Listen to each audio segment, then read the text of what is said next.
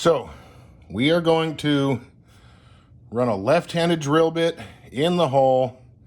Sometimes you get lucky and the left-handed drill bit just grabs and unthreads it. Sometimes you just booger everything up. So let's see if old fat fingers here can get this thing out. Go really slow.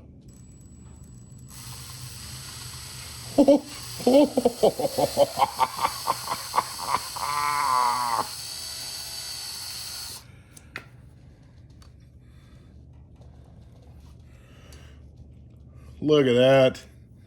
Good old left-handed drill bit. Thank you, China, and your cheap freaking shit. China comes through again. So,